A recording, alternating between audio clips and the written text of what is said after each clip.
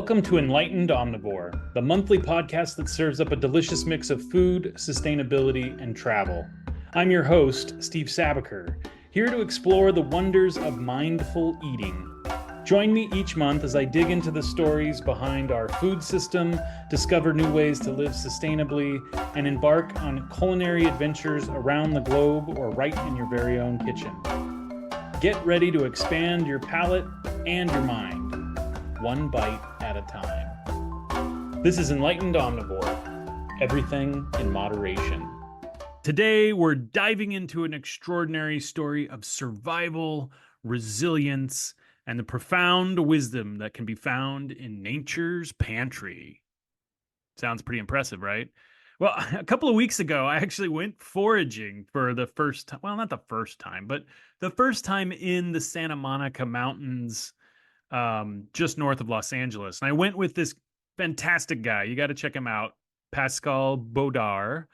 He's a Belgian, so don't hold that against him. But not only does he have a fantastic accent, he is one of the foremost experts on foraging in Southern California. For 30 plus years, he's been rummaging around in the hills above LA, finding nature's hidden treasures, all of these amazing edible foods. He's written 4 books about it. He loves to make beer, Belgian, of course. And he is a huge, just a resource, a national treasure. And I bring it up because that inspired me to invite one of my friends, and a renowned author herself, Michelle Dowd, to join us today. Michelle is the author of the powerful memoir, Forager: Field Notes for Surviving a Family Cult. That's right. As a child, Michelle was raised in a religious cult in the mountains outside of Los Angeles. And she learned to identify and gather wild foods as a means of survival.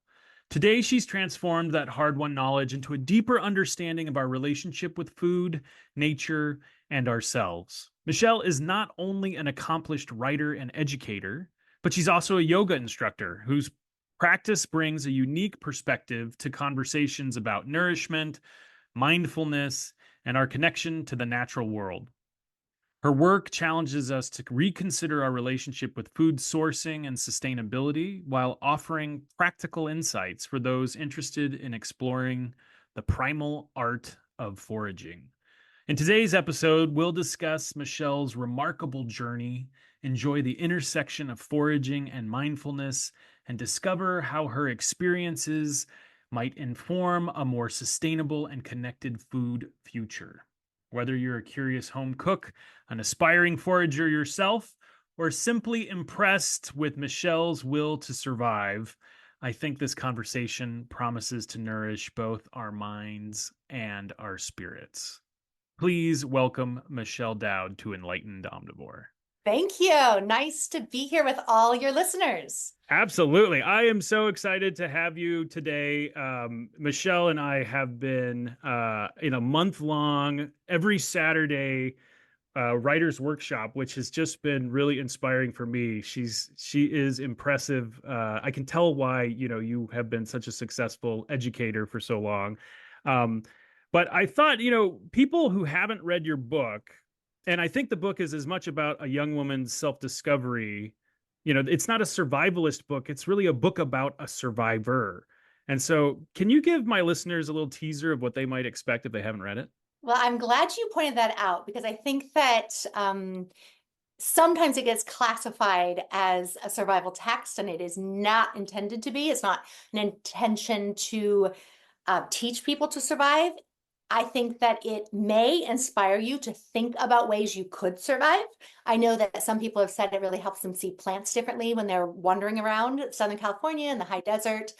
But I think it's really a coming of age story, and it's about one particular girl, but it could be about anyone who has real questions about the way that they're raised and real reservations about whether or not they want to stay in the culture in which they were born.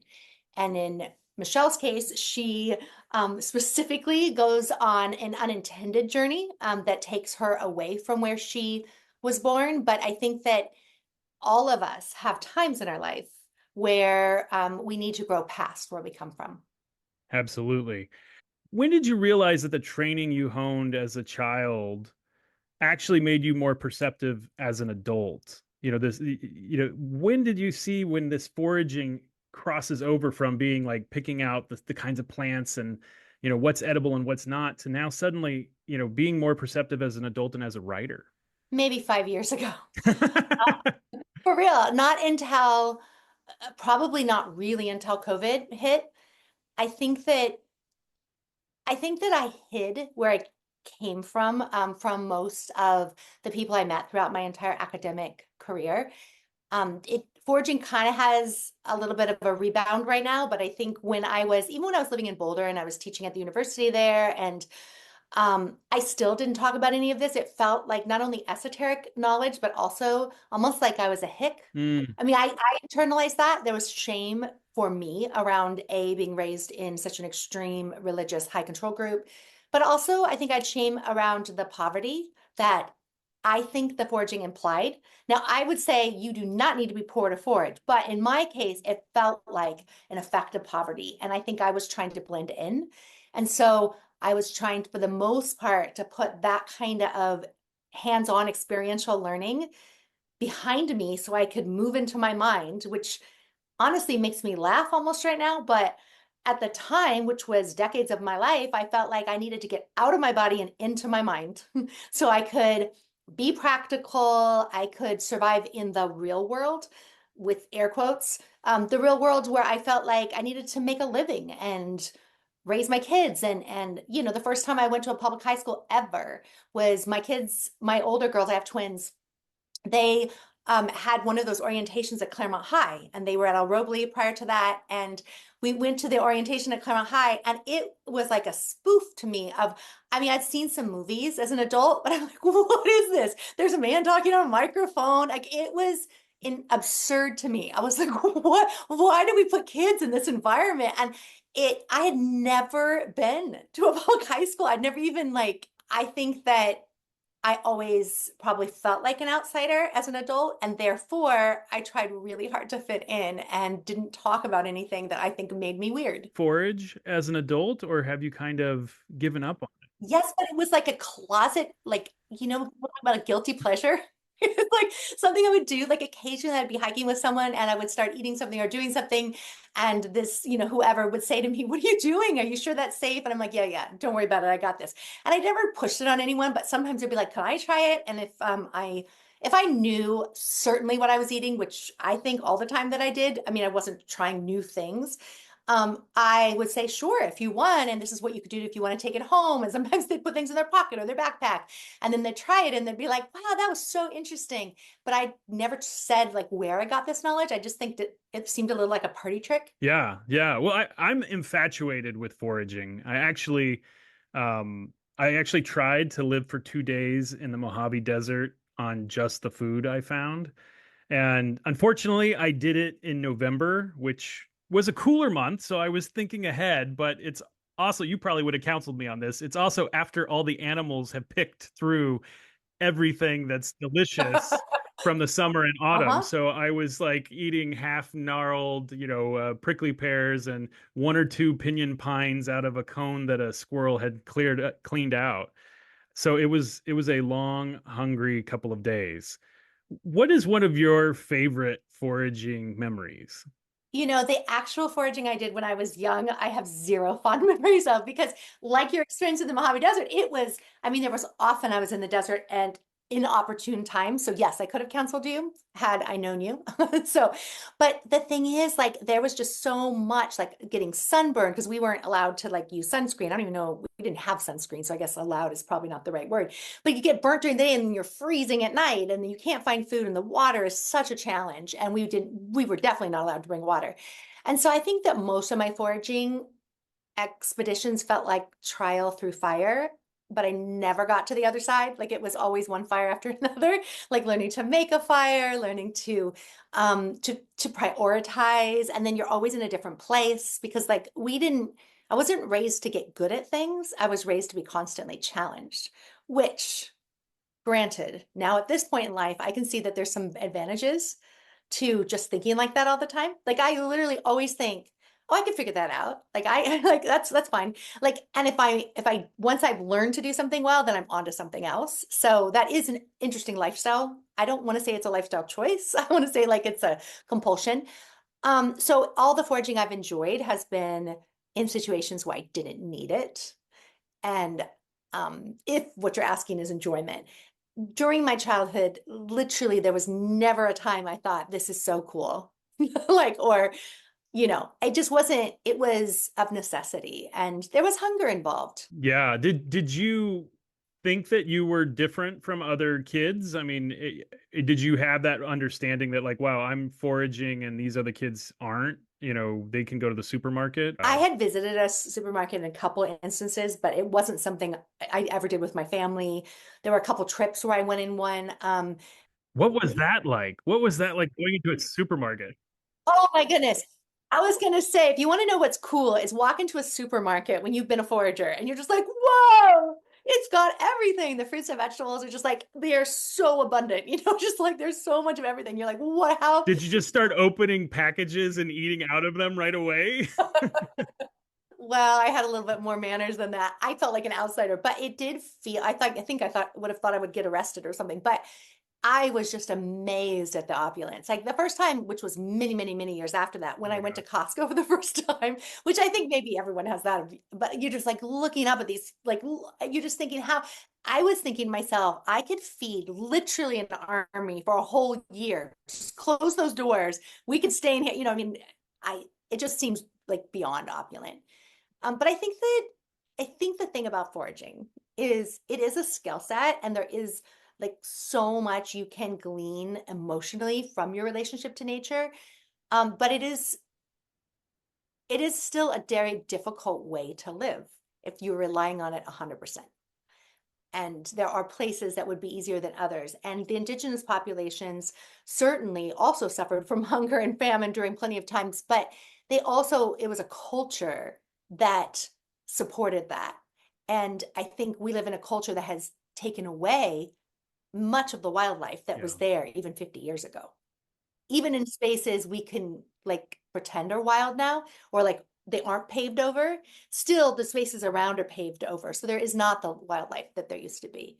And I've quoted recently only 2% of the world's mammals are wild. It is really difficult. And most of them are, rodents of some sort.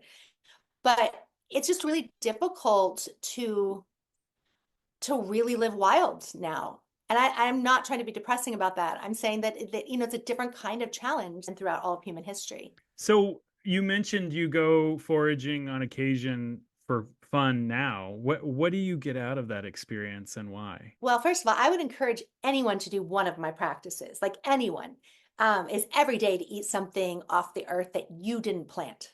So it's not enough to go outside and pick from a fruit tree that is a lemon tree in your garden. That's beautiful. You can do that too. But something that you notice around you that you didn't plant that is somewhat wild, is who knows who really brought it here, but that you were not a part of bringing here. And I think that that does give you this reminder, I think, that we're all connected and that you are not this isolated human who has to go to a grocery store to get or a restaurant to get all of your needs met. But on days that I'm going to do something more extensive. So when my kids were growing up, I used to do this thing where I didn't do it every single week in their childhood, but I went through large periods of time where we would have one day where we only ate off the land Really? and I would feed the kids off. And that was game though. We used to also like only watch foreign films for a period of time, So like in my kids' mind, it was just one of many things that their weird mom decided to do.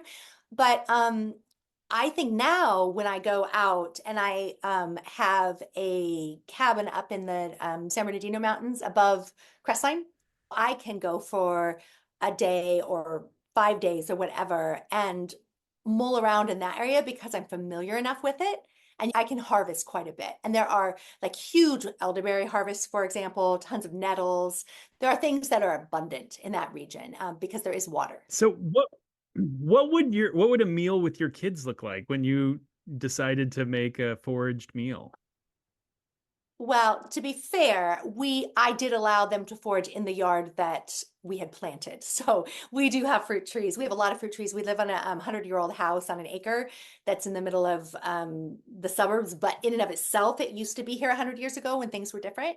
But it has like a 100-year-old avocado tree. So if you've got avocados, obviously, like, but avocados, oranges, grapefruit, pomegranates, all that. But we also have always had chickens. And so when the chickens lay, the kids would also use that. So they were not suffering. There was plenty of options in our yard. And then we often planted gardens too. But then they learned like what was in our yard, right? I want to be clear. I didn't just randomly send 2-year-olds into the forest and say, eat what you like. But they did learn, right? Like what tastes good, but whatever they put in their mouth was not going to kill them And in that's a sin. great point too. I listened to you speak a few nights back at a local college, and you talked about some of the greatest fears and misconceptions about foraging, which maybe I'm so desensitized to that now because I'll just put anything in my mouth if it looks like it tastes good, and even if it doesn't, I'm like, huh, I wonder what this tastes like. But what are some of the greatest fears or misconceptions you've heard about foraging, and how does that impact how people engage with nature? I feel like all I hear is fears if you're talking to someone who doesn't have a a pre-interest before talking to me. Like if you investigated yourself, you've worked through a lot of this. And I actually did a foraging expedition with David Cho. He's the artist who did the original Facebook mural. And he and his wife asked me to, we went on a foraging expedition, and he will put anything in his mouth too. And he said that like he just doesn't understand people's fears around this. And I said, well, people have different sensitivities. So I will say, and he knew nothing, but he just had that personality. I think artists can sometimes be like, what's the worst that's going to happen? Because you're not going to tend to eat a whole meal, right? You're going to taste something and spit it out. So something I did not say in the college talk, and I will preface this and ask you not to edit this out, is that I don't recommend that people do this. But I will say that most of us have some intuition left from millennia of foraging in our past that there does tend to be. Now, it's not foolproof, but there tends to be an awareness of a toxicity. If you're starving, you will override that awareness. But if you're not starving, you are very unlikely. I'm not saying it couldn't happen, but most people are not going to eat something poisonous because it's not going to taste good. Right. That tends to be. Now, that being said, I also do instruct people never eat anything that you can't positively ID. And so that for most people means they can't eat anything because they can't ID anything. And so the other thing I recommend is that people start with one thing that they see a lot in their area and they learn to understand it. And then they play with that. And then they add a second thing and a third thing. And then if you do that, you can easily get up to 5 or 6 things that are literally within 1 mile walking distance of wherever you live, and you know what they are, and you can recognize them in different seasons, you know when to pick them. So that's how I recommend people get started. But there was a guy who asked a question which very much frustrated me, and I tried not to show it, but he wanted to know about all the pesticides or just the poisons that could be on the metal. Yeah, he was a neurologist, and he was concerned about all the pesticides and chemicals and fertilizers that could be on these wild plants along the sidewalk. And then you, without missing a beat, said, well, I'm just as worried about all the chemicals on the foods we're growing on the farms around the country. It was beautiful. It just blows my mind that people don't think this is on everything that is grown, that is manufactured or mass produced. That when farms, like if you can just go by like land in California and see the things that they spray, and to think about what they do when they pack these things, and to think like the amazing amount, like I don't mean this positively, but just like there's so many chemicals put into the foods that we consider fresh foods in the produce aisle, and things that are growing naturally, especially like if you were in any sort of environment where they're not being pesticide sprayed because no one has any interest in it. It just seems to me that's far safer. And I'm sure that I could measure that if I was a scientist. Like I could probably prove this to you if I had whatever measurements they use to define what residual pesticides are in or what residual poisons are in anything. But I would say that people really fear that they're going to die, literally die, from eating something toxic. And I do recommend that people don't start with mushrooms. Mushrooms can kill you. It's unlikely a mushroom's going to kill you if you take one bite, but if you did decide to eat a bunch of mushrooms, you didn't know what you were eating, you could definitely die from that. So I wouldn't definitely not start there. And there are only certain poisons, like even cyanide, having that in small trace amounts through, I mean, they're in apple seeds, Right. they're in all sorts of things. It's just when you have too much. And so when we mass manufacture things, sometimes they end up with lots higher levels than they would in nature. And you also develop, of course, some degree of immunity to anything that you eat on a regular basis. If and I don't want to make that as a for sure claim, but I'm just saying that cultures that eat certain foods, their children tend not to be allergic to those certain foods that they are eating because it's in their breast milk, it's in their fetal like development. And so people who ate wild naturally were obviously not going to be as susceptible as we would be today. And so when people say they fear that their stomach isn't built for that, I can't say that's entirely a senseless fear. I think it's true.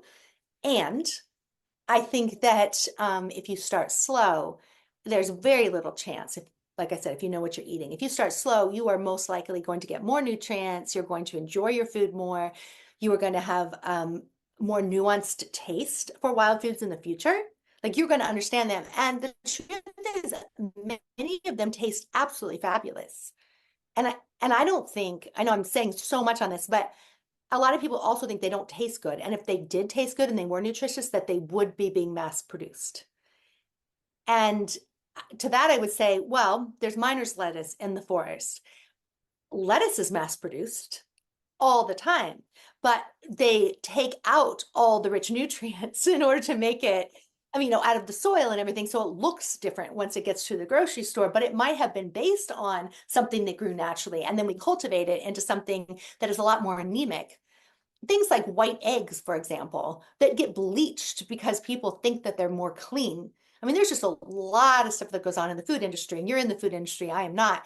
So this is true. Oh yeah, no, I mean it's shocking how much we eat with our eyes. And so when people see something that looks beautiful or is brighter in color, or I mean nature does this too, right? Like that's why all the berries are, but it's still we have in the US focused so much on the aesthetic, and now it's becoming clearer and clearer that nutrition and well taste went away years ago, but now nutrition is going away, and our food, even though it has calories, has no vitamins or minerals in it. So I hear you. I mean, I think it's fascinating. You were talking about your practice. So one is that you eat something that you didn't plant every day. Are there other practices of foraging you do every day?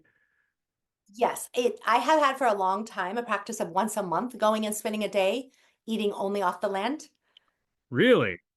Now, I'm hesitant to say this, but I'm now committed to once a week, but I haven't been doing it long enough to say that I have done it long enough to like, but my goal now is to do it once a week where I spend a whole day doing that. And that is a gift. It is such a gift to put yourself in the mindset of, I have to go find food right now. Because in doing so, I mean, it's like a scavenger hunt, a treasure hunt. It's like, it is such a miracle. It feels like even now to find, you're finding something that you didn't put there.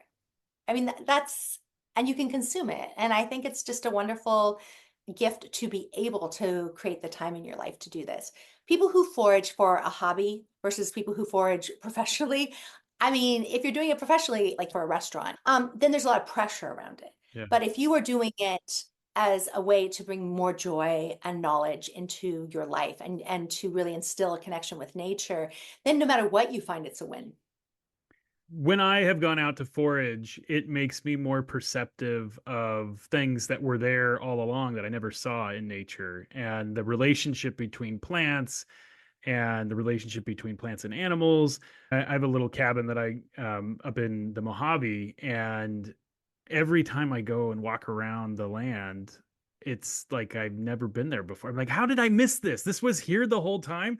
And so I really appreciate that mindfulness, because it's sad that that's something we have to think about now. We have to think about thinking before we can think, but it is the nature of society now, and to give yourself time to look and listen and feel nature. What a great gift. What else about foraging gets you through your week? I think it's an act of resistance. And I don't think I've ever said this out loud. There's just there's so many systems that bother me in our contemporary culture. And that maybe I'm a little bit more sensitive to, like they physically bother me. Like I feel like I break out in hives. But I think it's an act of resistance because we are taught that we belong to this hierarchy where we as humans are at the top, and that we on some level own every other creature because we use them for our benefit. And we think we have the right to cage, like horrifically, I'm not going to get into details. I'm sure you can find them somewhere, but horrible things that most animals on the planet are subjected to now for our consumption. And so the resistance is to see yourself as part of something, not the top of it. And I think this works in so many areas of life when you stop thinking you're in control and you think about yourself as as part of an organism. And just I think foraging really humbles you because it is not easy to, can you like think about what those coyotes out there and what the deer and what they are living this life where they're eating these berries and they're subsisting off of that, and then they have to run away from predators, and they live as part of this cycle. And the truth is we are also part of the cycle. We see it sometimes when weather does things we didn't expect it to do. There's an earthquake and we see that we are not, again, in charge of everything. But most of us live in an illusion that we are in control. And when you forage, you seriously, like, especially if you immerse yourself in it, you're like, oh wow, I am so weak. Like, Right. it just puts into perspective that that we cultivated our brains in order to not have to live like this, but that we gave something up when we stopped living like this. Yeah. So many of my listeners are home cooks and interested in incorporating wild ingredients. Any advice for someone who's starting out in this? I mean, I think you gave the good. We do have a disclaimer. We're not encouraging people to just go out blindly and put things in their mouth. But how does somebody start learning about foraging that didn't grow up in a doomsday coal? Are there people like that, Steve? I don't know. I don't know. So, I have various books that I've picked up over the years, and I didn't think about recommending specific ones, but The Joy of Foraging or things like that. Books are kind of nice because you can go through them, but the truth is you really don't need books. If you just have the basic Seek app, which is free, you can put it on your phone and you can identify plants. You'll be taking pictures from your phone, which means you do have to have an electronic device on you. But you don't have to have the internet to be able to use the Seek app. And it can identify in its own catalog. And then later you'll have to look up on the internet if you're off, the grid, and you can learn about what it is that you got. So like, let's say you don't know if it's edible or not, but it looks interesting. If you can identify it and then write down where you got it and collect it or whatever, you can go back. And again, this is a very modern way to do things, but you just look up on the internet once you've identified it and you find out its uses. And there are so many plants that are useful if you know how to cook them. A lot of things are not really particularly good for you raw. So there are plants. I mean, I literally would start with something as simple as nettles, because even though nettles are, they sting you when you collect them, if you have a good pair of gloves and you throw them in your backpack, you can collect nettles and you can make nettles tea, which is like, it is amazingly earthy. It tastes like pine nut tea almost, but all you have to do, and I will say that I stand by this, nettles are very easy to recognize because they'll sting you. But once you boil them in water, you can boil them for 10 minutes. And depending on how long you boil, you can get a really deep green tea. And you can do a little ceremony with it, thanking the land for giving you this wonderful tincture. And then you can use the greens in multiple things. Some people throw them into smoothies. Yeah. You can kind of do it as a salad. If you are not doing a whole foraged meal, you can throw tomatoes or whatever, pine nuts. But they taste, I don't want to say they taste like spinach, but the consistency once it's cooked will be a little bit like spinach. but it's something that is familiar enough, the textures, that it's not going to scare people. And they're rampant in suburbs. Right? They're like a weed. Yeah, they're everywhere. And speaking of weeds, dandelions, you can work with dandelions. I don't think dandelions taste as good. Rose hips, just like the roses, even domestic roses, there's like this little the fruit basically of the rose, once it comes off, it'll be like a little circle, and you just pluck it off. There's no thorns specifically on the hip. The hip is just the fruit at the beginning. And you can boil that into teas. That has amazing vitamin C. So that's something that people can do that you really don't, most people can find rose bushes. Wild rose bushes can be a little bit more interesting, but you can find them anywhere.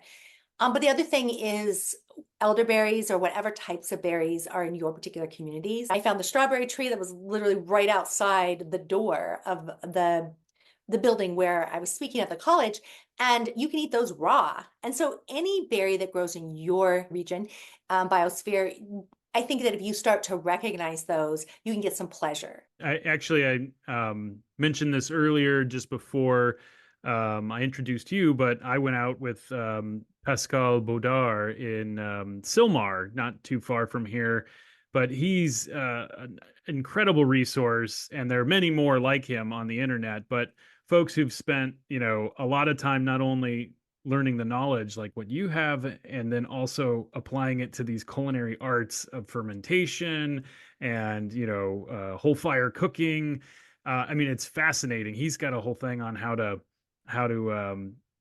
collect the seeds of all these wild grasses that I had no idea. Looking around, and you see these grasses that look like wheat, and they actually have seeds in them. So why couldn't we get those seeds and eat them? It's a lot of work, but I do that in my backyard. Oh yeah, I let the grass grow up high enough to reseed, but then you can also play with all that. But the thing is, like, I mean, people who have just even small yards, there's so much they could do with those spaces if it doesn't break the code of your particular community, which of course, if you're part of association, I don't even know what you can get away with, but I do not belong to an association. So I well, if it's a wild plant, I mean, what are they going to do? It's doing its thing. So, I mean, we talked a little bit about how when you were younger, you were hungry much of the time, and it was difficult. And you even mentioned recently to me where, sometimes you feel overwhelmed now, where you can go to a restaurant and you open the menu and you're like, oh my God, all these choices, or the supermarket you talked about. What is your relationship with food today personally, and how do you think your experiences as a child shaped that?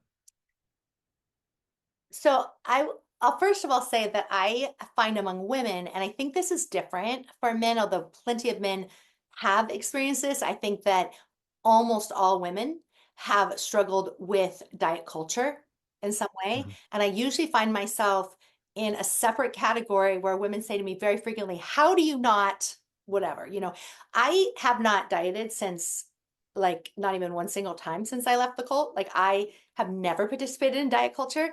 I was anorexic, I was bulimic, but then when I was in college and I learned a little bit about what those things do to you. I mean, it wasn't as easy as just deciding one day I'm never going to do that again. But during my process of learning a lot during college, I also said I'm not going to harm my body in that way because the repercussions are really dire. And so I've never counted calories one single time. So I think that that is unusual for a woman in the United States, certainly in Southern California, because I really think about food as a source of nourishment and how privileged I am to have it. And what I started recognizing is that when I'm eating not for nourishment, but for comfort, for emotional comfort. And I think a lot of us kind of think that that's maybe a acceptable habit. I mean, to some degree, I think you can get away with it once in a while, but the thing is you also distance yourself from the appreciation of food. And I would say I have such a deep appreciation for food. Like, I am continually surprised. I will get overwhelmed, but I think it does affect me now in the sense of I don't think I can really eat without sharing it, if that makes sense. Like, I I never, love that. yeah, I feel like I don't understand. I think this is also maybe part of coming from a cult. And I would say that this is maybe a little extreme, but it's true. I have one really close woman friend who will just say to people, don't pay attention to her. She's feral. Like, she'll literally say that to people. She doesn't know. She's feral. Don't worry about her. But like, I cannot not offer somebody something that I'm eating, and I don't understand people's need in America. And I'm not talking about in places where there's legitimate hunger, but people who have enough. Like, why you would ever say, this is my meal, you can't have it. Like, if I'm somewhere, I'm 100% of the time. I don't care if you don't know me and you walk up and you say, hey, can I have a bite of that? I'll be like, yes, you can. Like, I'm Well, never going to say no to anybody. yeah, and it's so true because I can be both ways. I can be at a restaurant and I hate when I order something and everybody else is like, "Oh, that looks good. I should have ordered that. Can I try some of that?" But when I'm home, for me, food is all about sharing. And there is, and I've traveled around a lot of the world where everybody eats out of the same bowl or out of the same plate, and sometimes shares the same spoon, and so I get that. I get that sense. And I think that's a beautiful thing about food is that we get to share it with each other and make sure everyone is nourished, right? Not just one person. Yeah, it is not socially acceptable sometimes, the degree to which I don't have boundaries around this because, but, and I have memorized, especially in a situation where there are strangers and it's a restaurant or a party. Like, I understand, like, I've memorized what you're allowed to do and not allowed to do. But it feels like then I'm in a straitjacket of like, I am imposing these rules on myself because I understand it's the custom. But even when I'm doing that, I don't agree with it. Like, I still have the impulse to want to offer. And um, I think also I don't have a lot of fear of germs. And I think being raised collectively, and then also like I just don't have, I'm not saying this is good. I do wash my hands and things like that, but like, I don't worry about, especially in like, if somebody's close to me, I don't worry about sharing utensils or sharing. And I used to feed my kids in one bowl all the time. I was just like, here's some forks, we can all share this. Building their immune Yeah, system. yeah, they're all fine. But yeah, so I would say that's a difference though, that is noticeable. And also, yes, I will very frequently, if someone has ever been somewhere before, especially if I haven't been, I will just ask someone to order from me. And I would say I do this 75% of the time I'm in a restaurant. I would just say like, oh, you've been here. Can you just order something for me? Just whatever you like. And if I don't like it, you'll eat it, right? Like, just get something you like for me, and then like that you can have it. Like, and that's sort of also because I know I'm going to share it, so I might as well have you get what you like and whatever. That's fantastic. I've got the sense of how foraging plays an important role in an individual's life, or the excitement and or the mindfulness, or the connection with nature. Do you see that foraging could play a larger role in building a more sustainable and resilient food system, like nationally? I mean, should we start foraging everywhere? Yes, yes, yes, yes. And the logistics of it, I have not worked out. So, but when you think about crops and how, I mean, it's certainly more convenient and for mass production to do unicrops, right? To like do a monoculture cropping system and to but that does deplete soils. If people were foraging, they would be eating things amongst other things. And so we obviously wouldn't change our entire culture to be a foraging culture. But if we had spaces where we allowed even, the way we have national parks, if we had city spaces, municipal spaces where we let things grow wild and we encourage people, we could have biologists or whoever, botanists come in and say, we can attest there's no as of today, we check it once a week or whatever, there are no poisonous substances in this field, then you could allow people, right, to go in. And one thing that I feel is kind of tragic, like I used to teach at Cal Poly, and I'm going to call them out right now because at Cal Poly Pomona, they had all these fruit trees, all these things, and then they would have signs and not allow students to eat them.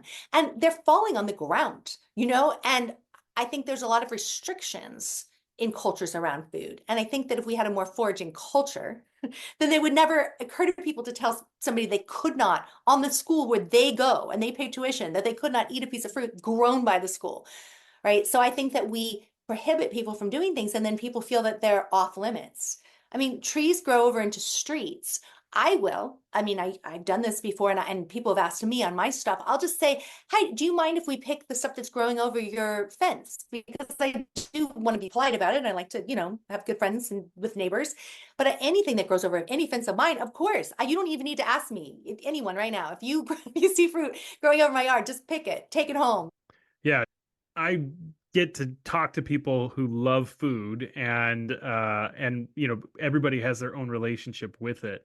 But I think how we've ended up, changing the food system in the US to a point where it's only about yield, about making more food than it is about quality or nutrition or healthy relationship with it, or that it's, towards a balanced diet. So I'm trying to think though in my head, like, how do we make a system that's more reliant on foraging? I do the same thing when I walk around the neighborhood. If there's fruit within arm's reach in the alleyway, it's mine. I'm maybe not even as polite as you. So, but I'm wondering, like, even the food that's growing on the side of the road that no one planted, or the vitamin C in the rose hips. We're not cutting the flower. This is actually something that's going to end up in the green waste bin anyway. It would have been pruned off anyway, definitely. Yeah, exactly. How do we coordinate that in a way, or have you heard of any groups doing this where they're trying to leverage the native plants and the native foods for more resilient food system? I've heard of it in books, like I've read about this in a larger scale, and there's all sorts of resistance in governmental systems, and I can mention a couple. But to go back, I do think that this phrase that I think people even put on bumper stickers, but it's like think globally but act locally. I think one thing we can all do is act in our own communities, which really means in our own family systems, in our own friendship circles, in our own educational systems, where we start normalizing sharing, normalizing eating things fresh from the earth. There are really some people who've never even gardened. And I mean, one of the things that I've always encouraged, in fact, I went to a yoga studio recently and you can leave a plant, take a plant, you know how they do like in those little small libraries, and they just all Right. these plants. And I just thought, this is fantastic. I just saw this. So I kind of want to bring it to the yoga studio where I teach. I feel like what a great thing for people to share. But I also thought, we should share like the excess from our yards, if like what people have. But I think a lot of people don't even know unless they planted something. Like people do share, like they'll share their oranges or their lemons or whatever. But I think that people don't know what they have. They literally don't even know what's in their own yard, like their own Right. backyard, like if they're an apartment complex or, condo, whatever it is. But I think that a lot of it is changing a culture. And I was talking to a couple of students after the talk the other day, and one was her family eats roadkill. And this is something I have some experience with. And it is illegal in most parts of California to eat roadkill, which we're talking about. I mean, I think it's health. I think there's health policies and things around it. But the thing about roadkill that's really interesting that connects to foraging is just that, and I have a good friend who's a dumpster diver, and there are laws against that. And animals that are dead, you're not allowed to eat. Like, and so I think that a lot of that is we're so afraid of lawsuits or whatever, so afraid of. I think we need to change those cultures. Like it is absurd to me that someone is not allowed to dumpster dive. So my friend also has a friend who works at Costco, and they're not allowed to give away the stuff that just expired. It's not even bad yet, but it's like they have to take it off the shelves and they have to like bury it in the dumpster or whatever. But he will just set it outside of Costco and send my friend a text and just say, I just set the food out before, we're going to put it in the trash can if you want to stop by in the next hour or whatever. So he can, quote, steal it before it goes in the trash cans. And Yeah. I will not mention which Costco. But the thing is, like, I understand that nobody wants to be liable by someone getting sick, and they want someone to purchase, not to take food that is being thrown away. But we have more obesity in this country, in every single state, than we do hunger. And across the globe now, there is more health issues surrounding obesity than there are on hunger. And it's time for a shift in the way we think about food and Yeah. how we share. I mean, it's a distribution issue for one. And then, and I think that's what foraging is too, is like we want the distribution to be a monoculture. And in the process of creating that monoculture, we have reduce nutrition, and then people eat more, which a lot of this is subconscious. And I have read stuff about this. People eat more trying to get the nutrition that they need because they're not getting their nutrition. So they're getting excess of calories, but a decrease of nutrition. And that contributes to all sorts of health concerns. And we medicate with pharmaceuticals. So, but food can be its own medicine. I agree with that. Food is definitely a medicine and it should be thought of that way. Speaking of that, the indigenous traditions of foraging and eating native foods all over the world, that's something instinctual in all of us. I mean, we were hunter gatherers and mostly gatherers, I think is what you said. How do you address the issues of going out there and learning how to forage? That, hey, are we just trying to pretend to be native? And is that then a loaded term where, shouldn't we just stay in our lane and remain the modern food consumer? Okay, so there's all sorts of things about appropriation that I think are legitimate. I don't personally think that foraging is an indigenous culture. I think that the indigenous peoples have more wisdom around this and more experience, and they are more recently related to it. But as you said, all of us come from foraging cultures. We all come from this. So this is part of all our culture, and we've removed ourselves. But is it true that you don't eat burritos and tacos because you don't come from the culture that made those? Now, it's one thing for you to dress up and pretend to be something so that you can sell more of whatever. And I think that happens all the time and nobody questions it either. But I think that we absorb language from different cultures all the time. Are we appropriating it? Well, what we're doing is acknowledging that they have a better word for that than we do. And we don't have a translation, so we just use that word. I mean, it's not like nettles are something that indigenous people planted in order to sustain their families. This is something that they have harvested. And also, any cultures who were here were harvesting until the damn Europeans came over here and told everybody they should stop doing all that and that they should plant monocultures because it is more safe or civilized or all of that. And so I feel like we are dishonoring, I truly believe we are dishonoring all the peoples who created us, who have always foraged, by insisting that some sort of European model is our lane. I think that we need to get out of that lane because it's destroying the planet. Amen to that. Now, I want to talk a little bit about yoga because I'm going to join you for a yoga class here after our talk today. And I'm a little nervous because it's been a while since I've taken up my mat. But you're a yoga instructor, right?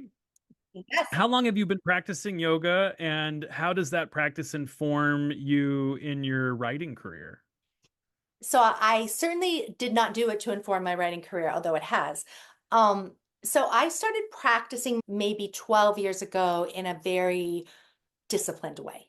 I'll add in that I'm a yoga teacher trainer. So I am a lead teacher who trains people to become yoga teachers through Yoga Alliance. I work at Claremont Yoga, but that has made a big difference too, because when you're teaching a teacher, you're teaching someone to become a teacher, you're teaching them to trust their own voice, to develop a voice, and to understand the rich history around yoga. I think there's a lot more appropriation in yoga culture, by the way, than there is in foraging culture. So that's a whole nother podcast. But I think that I came to yoga because my body hurt. And I hear this all the time. When people come to yoga, is like, my knee hurts, my back hurts. Usually it's your back, my neck hurts, or whatever. I don't know. My doctor said I should do some yoga. And what it taught me was to learn to listen to my body again, because that had been taken from me in my childhood when I was taught not to acknowledge what my body needed. Yeah. And then I became a professor young and did all that. And I really had I really felt like I lived only from the neck up. And yoga helped me understand my body in relationship to space, and then also in relation to emotion. Now that took a little bit of time, but it helped me. And now I can feel an emotion in my body and I can work through it. And since I know like safe ways to move the body, I think I can move through in ways that like allow me not to take an ibuprofen, for example. That I can work with my body in a more holistic way. And that is, I think, a gift to everyone who knows me, because I don't yell at them. And then also, I can share it with people too. And I share it in all sorts of social contexts. Like I pretty much bring yoga into everything I do, like a little bit, you know. Yeah, I was really impressed that we were doing it at our writing workshop. And you think about, something as cerebral as writing, and that you're sitting at a desk. I mean, it's not it's not a very physically demanding activity, but just getting up and stretching, in the middle of class, or thinking about your body in a different way, I found it super helpful. And so I think it's really interesting that you chose, after finding the benefits of yoga, though, to go into teaching it and then, instructing and teach. I mean, that's a huge commitment. Do you like to kind of master a skill and share it with others, or what led you to that decision? Well, first of all, I do believe this goes back to something you said earlier about yourself. I think we teach what we most need to learn. And through teaching, like if you teach something, and I do this all the time with students, I will have them teach something because by teaching it, they learn it. And so it really reinforced my own understanding of being a teacher to create teachers. And I am also a student. I will go and take people's class. So in the yoga community, it's very understood that teachers and students shift places, and all the teachers I know practice.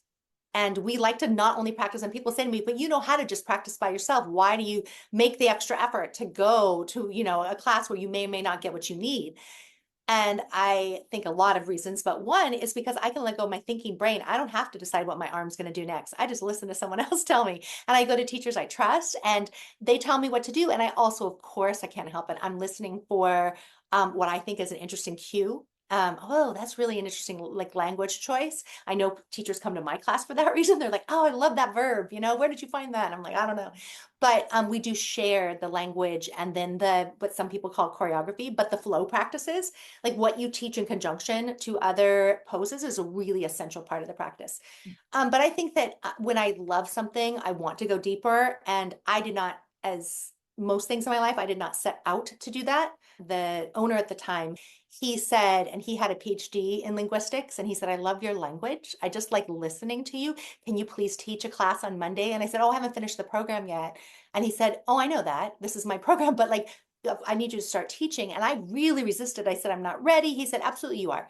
You're absolutely ready. Just start teaching. And so I was teaching as I was going to school. And that's the same thing that happened in my writing career. I started teaching before I really got educated. And I think that they work really well together. Learning and teaching work. I mean, they're symbiotic, I think. Yeah, I love that. The art of instruction. I mean, the words that I would never have thought about that. The words that you choose are so essential, especially in something like yoga where it's coordination and people have their eyes closed. I mean, it's like you really need to be explicit, but also, artistic. So that's fantastic. Yeah. And precision of language. So I do, and I encourage students. I don't turn on lights for one, and I teach mostly in the daylight, but it's not bright. I encourage students to close their eyes the entire practice if they can. And I am very aware of precision of language. And I always think to myself, I need to offer, it's an invitation to do a movement. They don't have to do anything. Everyone should honor their body and do whatever they want. But if I'm offering a movement, I want to be very clear on what that movement is going to feel like to them, not what it's going to look like to me. And so that's very interesting too, that I want them to feel it from the inside. And so if I say lift, lift your right arm, I'm not like pointing to what I'm seeing. I'm pointing to feel from your armpit. Now see if you can gently pull back on your shoulder blade. So, that they're feeling it from inside their body. So what's next? Where do you go after Forager? Well, I'm writing a book right now called Prodigal Daughter. And it is about more than one thing, but it's partly metaphorically about how we need to come home to the earth. We don't really welcome, I think, stray women back as easily as we do stray men. I think that the biblical story of the prodigal son, he's welcomed back like a king, like a prince, into his father's hands after he has spent the fortune and become destitute. I don't think that we do that for women. I think there's a lot more shame around that. And I think there's a lot of shame around what we're doing right now to the earth. And I think that I'm going to, I am literally telling the story of what it meant to come home to the land for me, because I did not go back to the coal, but I did come home to the land. And I think we all need to come home to the land. I think that we need to get out of our lane that we're in right now. I wasn't planning on using that, but I think that we all need to get over seeing ourselves as heroic and come back and start over as humble. Mm. And I think that if we don't do it, nature's going to do it for us. Like she's going to humble us if we don't humble ourselves. And I think, so I'm working on that. And then also I left my career I started teaching at 21. I was deeply committed to the academic system. I got tenure. I just left my career in order to write full time and to forage and to be back in community, to establish relationships with other writers. It's a big part of what I'm doing, and to find ways to heal in community. And I think we need to be lifelong learners, and that's what I'm committed to. Fantastic. How can my listeners best support your work and stay connected with what you're doing? Wow, what a lovely question. Two ways. One is I would love for anyone to read Forager. You can pick it up anywhere books are sold. You can also pick up a copy in the library. But I would love for you to talk about some of the issues inside of Forager, especially issues of high control. So foraging itself, which is what have been our focus today, but also what it means to have authoritarian leaders who control us. And that can be in small ways or in small communities or in larger communities, but what it means to resist that kind of control. And that was something that had huge cost for me personally. I lost everyone that I'd known my entire life making that choice. So it's no small thing. But I'm also writing a newsletter, which I would love you to subscribe to. I'm on Substack, and you can just put my name in and Substack and it'll pop up. But it's at mdowd, Substack/mdowd. I will ask Steve to include a link. But if you subscribe for free, you'll get a little story every week. And I'm starting to include more foraging tips and really encouraging people to have a relationship with the land on which they live, because we all live on land, even if it's covered by cement and asphalt. Well, Michelle, this has been a great conversation, and I absolutely will put your link in the podcast article and also link to you through the Substack app. So keep an eye out for that, listeners. But Michelle's got a great post every Friday, and I'm excited to hear that it's going to have even more foraging tips. But thank you again for taking the time with us in Enlightened Omnivore and sharing your experience. There is so much more to the book, so definitely check out Forager. We didn't even scratch the surface, but it's exciting to hear your thoughts on how we can impact our local community with our foraging, and looking forward to the new book coming out. So thanks again for taking time with us. Thank you, Steve. It's my pleasure. And that wraps up another episode of Enlightened Omnivore. A special thanks to all my subscribers for listening in this week. You can all read more about everything omnivorous on my weekly Substack newsletter found at enlightenedomnivore.substack.com. Join me next month as we continue to uncover the stories behind our food and the new ways we can live sustainably together. Thank you for tuning in. This is Steve Sabaker reminding you to savor every bite and eat mindfully. Until next time, keep it balanced and stay enlightened. This is Enlightened Omnivore, everything in moderation.